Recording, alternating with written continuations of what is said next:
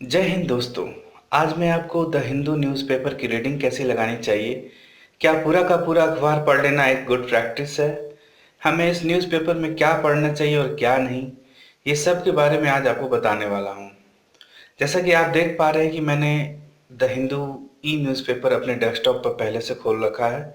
अब मैं as a reader, as a UPSC student के चश्मे से इस न्यूज़पेपर के सभी पेजेस को आपके सामने पढ़ने वाला हूँ। मैं आपको इसमें बताऊंगा कि आपको कौन कौन सी न्यूज़ पढ़नी चाहिए और कौन सी न्यूज़ आपको इग्नोर कर देनी चाहिए। इस न्यूज़पेपर का हर एक वर्ड पढ़ लेना जरूरी नहीं है। चलिए पेज 1 देखते हैं। आप देख पा रहे हैं कि यह 1 मार्च 2017 का दिल्ली एडिशन का द हिंदू न्यूज़पेपर है। हेडलाइन यहाँ दिया हुआ है, even hill stations will be hotter this year वांस आईएमडी। यह इन्वायरमेंट का टॉपिक है जो यूपीएससी के लिए एक प्यारा सा टॉपिक है। इस आर्टिकल को पूरा पढ़ें, इसमें आपको अंडरलाइन करने लायक कुछ चीज़ें मिलेंगी। जैसे सवाल आ सकता है कि आईएमडी क्या है, कोर हॉट जोन क्या है, ग्लोबल वार्मिंग इफेक्ट्स के बारे में भी अच्छे से जान लें। आईएमडी का फुल फॉर्म है इंडियन मेट्रोलॉजिकल डिपार्टमेंट। इसका हेडक्वार्टर दिल्ली में है। यह मिनिस्ट्री ऑफ अर्थ साइंसेस के अंदर आता है। इसका काम वेदर फोरकास्टिंग या कोई भी प्राकृतिक आपदा को फोरकास्ट करना है। नेक्स्ट न्यूज़ है, GDP growth pegged at 7.1%, belying demonetisation drag improved estimate in net indirect taxes helped maintain GDP says CSO.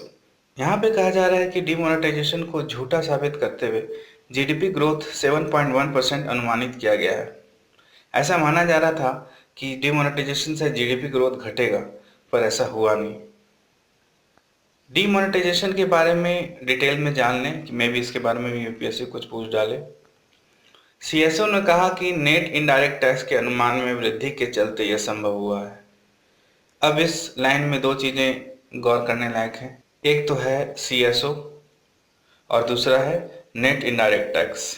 इन दोनों टॉपिक पर आप अच्छे से जान लेंगे, इस पर भी सवाल आ सकते हैं। सीएसओ क्या है, इसके फंक्शंस क्या हैं, इसमें लोग कैसे चुने जाते हैं आदि। नेट इनडायरेक्ट टैक्स क्या होता है या इनडायरेक्ट टैक्स से कैसे डिफरेंट है, ये सब पहलू आप जान लें।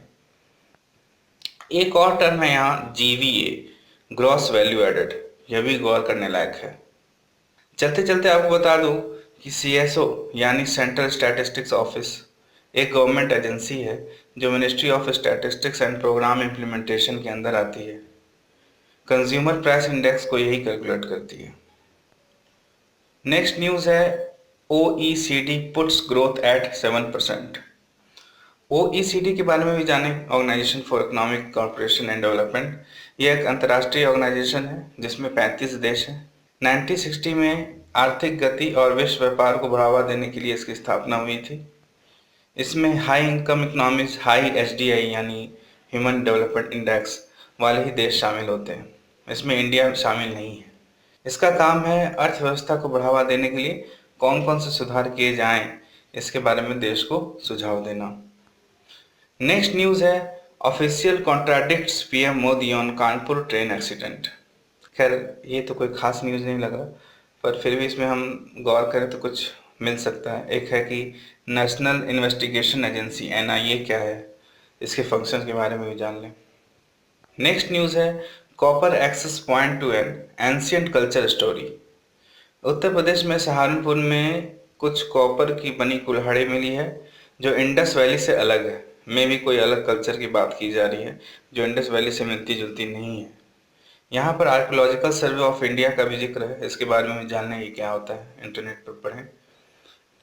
पेज 2 की ओर रुख करते हैं। पहला न्यूज़ है यहाँ पर, encouraging children to read, dear is an innovative interactive library movement. तो डियर के बारे में फुल फॉर्म जानने क्या होता है, यहाँ पर लिखा ही है, drop everything and read. Orissa में इसकी शुरुआत की गई। यह एक ऐसी लाइब्रेरी है जिसके अंतर्गत किताबों को लटका कर रखा जाता है दीवारों से, और छात्र के लिए एंटरटेनिंग भी है और किताबों को पढ़ने के लिए में भी उनकी दिलचस्पी बढ़ेगी, तो इसलिए ऐसा किया गया है। उड़ीसा की एक और न्यूज़ है, ऑलिव रिडलेज नाम की एक कछुए की प्रजाति है जो ऋषिकुल्य रिवर के मुहाने पर अपना एग्स देती थी, पर अब उन्होंने जगह बदल दिया है। तो जगह जहाँ बदला है न्यू पोदामपेटा, ऐसा कुछ नाम है वहाँ पर। तो उन्होंने इस साल वहाँ पर अंडा दिया अपना। और तो यूपीएससी आपसे ये सवाल पूछ सकती है कि ये कहाँ पाई जाती है, ऋषिकुल्या रिवर कहाँ है, ये सब पूछ सकती है। पेज 3 और पेज 4 में कोई इम्पोर्टेंट मुझे नज़र नहीं आ रहा है। चलिए पेज 5 की तरफ बढ़ते हैं। पेज 5 में एक न्यूज़ है, MiG-29 मेक्स इमरजेंसी लैंडिंग। इस पर भी सवाल बन सकते हैं कि MiG-29 जहाज़ की खासियत क्या है, भारत ने किस देश से इसे लिया या उसने खुद बनाया, ये सब सवाल आ सकते हैं। वैसे वैसे आपको जानना चाहिए कि MiG नाम जिसमें भी जुड़ा होता है उसका रिलेशन सीधा रसा से होता है। मिग 29 जो है वो twin engine jet fighter aircraft है। नेक्स्ट न्यूज़ है, expedite clearance for Kaleshwaram project. Kaleshwaram project के बारे में भी आपसे पूछा सकता है कि क्या इशू चल रहा है, कौन से राज्य से यह प्रोजेक्ट है। यहाँ पर मैं पढ़ पा रहा हूँ कि कालेश्वरम प्रोजेक्ट तेलंगाना से संबंधित है, पर आप इसके बारे में और भी इंटरनेट पर डिटेल में पढ़ लें। पेज 6 में है news, justice eludes man whose son's death sparked protests. यहाँ पर state human rights commission SHRC mentioned है, इसके बारे में भी एक पढ़ लें कि क्या होता है। नेक्स्ट न्यूज़ है, डेफिशिएंसीज इन स्कीम इम्प्लीमेंटेशन कैग। कैग ने हरियाणा गवर्नमेंट को गरीबों के कल्याण की योजनाओं का सही इम्प्लीमेंटेशन नहीं करने का दोषी पाया है। कैग के फंक्शन के बारे में पढ़ ले कि क्या है ये और कैसे लोग चुने जाते हैं, एक सर एग्जाम में आता रहता है। नेक्स्ट न्यूज़ है, Odisha grapples with the problem of elephantine proportions. Odisha में कई रीजन से हाथियों और ह्यूमंस में टकराव के इंसिडेंट्स बढ़ती जा रही हैं। सेंचुरीज के पास में स्थित एग्रीकल्चर लैंड के एरिया का बढ़ना इसका मेन रीज़न है। खैर ये एग्ज़ाम पॉइंट ऑफ व्यू से उतना कोई खास न्यूज़ नहीं लग रहा। चलिए पेज 7 पे पढ़ते हैं क्या है। पेज 7 में फर्स्ट न्यूज़ है, SC no to plea to abort foetus with disorder. इसमें बताया गया है कि एक प्रेग्नेंट वुमन ने अपने पेट में पल रहे बच्चे की हत्या की अनुमति मांगी थी सुप्रीम कोर्ट से, क्योंकि उसका जो बच्चा है वो डाउन सिंड्रोम नामक से कोई रोग है, उससे सफ़र कर रहा है। सुप्रीम कोर्ट ने उसे ऐसा करने से मना कर दिया।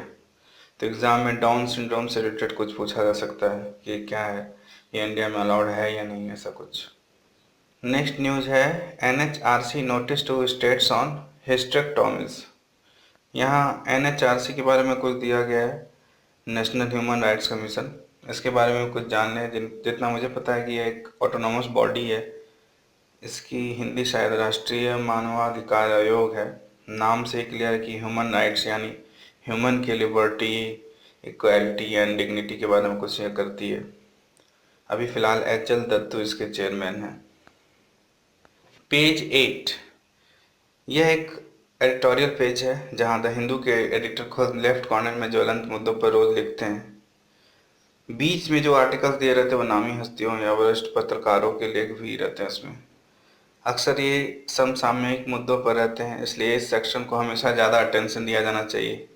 जैसे यहाँ लेफ्ट में बैक ऑन ट्रैक टाइटल वाले आर्टिकल में India China cooperation on Afghanistan के विषय में कुछ लिखा गया है, और बीच में जो ये बड़ा सा आर्टिकल है वो मधुरमा स्वामीनाथन ने लिखा है, जो स्वयं एक इंडियन स्टैटिस्टिकल इंस्टीट्यूट में प्रोफेसर हैं। वो इकोनॉमिक सर्वे के बारे में कुछ बता रही हैं यहाँ पर। तो ये एक इम्पॉर्टेंट पेज है। और नागा इशू इज अ की concern in these assemblies elections. यहाँ पर भी आप नज़र दौड़ा लें कि नागा इशू है क्या। नीचे में दिया रहता है लेटर्स टू द एडिटर का सेक्शन, जहाँ आप भी किसी रिसेंट टॉपिक पर एडिटर को चिट्ठी लिख सकते हो। यहाँ पर ज़्यादातर इम्पोर्टेंट करंट इशूज़ के बारे में ही लोग लिखते हैं, इसलिए इसे आप एक बार पढ़ लो, अच्छा रहेगा कि अपडेटेड रहोगे। पेज 9 में हमारे काम का कुछ नहीं दिख रहा, इसलिए हम लोग पेज 10 की तरफ रुख करेंगे। लेफ्ट में पेज 10 में पेज 1 वाला ही आर्टिकल कंटिन्यूड है, जिसमें मैंने आपको CSO के बारे में पढ़ने को कहा था। और यहाँ पे एक न्यूज़ है, opinion sought on new cadre for lower judiciary. तो लोअर जुडिशरी सिस्टम क्या होता है ये आपको जानना चाहिए। एक्चुअली डिस्ट्रिक्ट कोर्ट को ही लोअर जुडिशरी का सिस्टम कहते हैं, तो आपको ये जानना चाहिए। यहाँ पर आप यह जान सकते हैं कि अटॉर्नी जनरल यहाँ पर लिखा हुआ है कि मुकुल रोहतगी हैं और सॉलिसिटर जनरल हमारे रंजीत कुमार है, ये भी एक जानकारी मिल गई यहाँ पर। आगे बढ़ते हैं, न्यूज़ में है 80 करोड़ अटैच्ड इन एंट्रिक्स देवास केस। तो एंट्रिक देवास केस एक मनी लॉन्ड्रिंग केस है, जो इसरो के एक साइंटिस्ट का भी इसमें नाम आया था। इसके बारे में भी एक बार अच्छे से पढ़ लें इंटरनेट पर। यहाँ पे एक न्यूज़ है, even hill stations will be hotter this year. इस टाइप के इन्वायरमेंट रिलेटेड न्यूज़ को आप स्किप करना बिल्कुल भी अफोर्ड नहीं कर सकते। यहाँ ग्रीन हाउस गैस के बारे में जिक्र है, एल नीनो के बारे में बताया गया है, IMD के बारे में बताया गया है। ऐसे बता दूं कि El Nino is a climate cycle in Pacific ocean, मतलब प्रशांत महासागर में। पूरे वर्ल्ड के वेदर पर इसका इम्पैक्ट पड़ता है। एक्चुअली समुद्र जल की गर्मी बढ़ जाने से बहुत से एरियाज में जलवायु पर इम्पैक्ट पड़ता है, तो ये भी इम्पोर्टेंट है। पेज 11 में न्यूज़ है, India Oman to hold counter terror exercises. कभी कभी जॉइंट मिलिट्री एक्सरसाइजेज के बारे में UPSC पूछ लेती है कि ये कहाँ की जा रही थी, इसका उद्देश्य क्या था, नाम क्या था इस एक्सरसाइज का। जैसे कि इंडिया ओमान वाले इस एक्सरसाइज का नाम अल नागाह 2017 था, जो टेररिज्म के खिलाफ एक जॉइंट एक्सरसाइज था। यहाँ पर हिल रेंजेस भी मेंशन्ड हैं, जिसमें आप पढ़ सकते हो कि धौलाधार रेंजेस का नाम दिया गया है। तो यहाँ पर ये मैच ऑफ द फॉलोइंग में आ सकता है कि लेफ्ट साइड में रेंजेस के नाम देंगे और राइट साइड में राज्य प्लेसेस का नाम दिया जाएगा, तो आपको मैच करने दिया जाएगा। जैसे धौलाधार रेंज यहाँ पर लिखा है, तो उसमें स्टेट का नाम होगा हिमाचल प्रदेश। तो एक जानकारी यहाँ पर मिल गई। पेज 12 में देखें तो यह वर्ल्ड न्यूज़ से रिलेटेड पेज है। मुझे पर्सनली यह इंटरेस्टिंग लगता है तो मैं पढ़ लेता हूँ, पर आप चाहें तो इसे इग्नोर कर सकते हैं जब तक कुछ इम्पोर्टेंट आपको इसमें नहीं लगे। पेज 13 में हम देख सकते हैं, एक बिजनेस पेज है। यहाँ पर जैसे दिया गया कि OECD cuts 2016-17 GDP growth forecast to 7%। तो आप जान सकते हैं कि यहाँ OECD क्या चीज़ है। India worthy of rating upgrade OECD, यहाँ भी OECD मेंशन्ड है। पेज 14 में यह भी एक बिजनेस पेज ही है। इस पेज से आप TRAI के बारे में जान सकते हैं।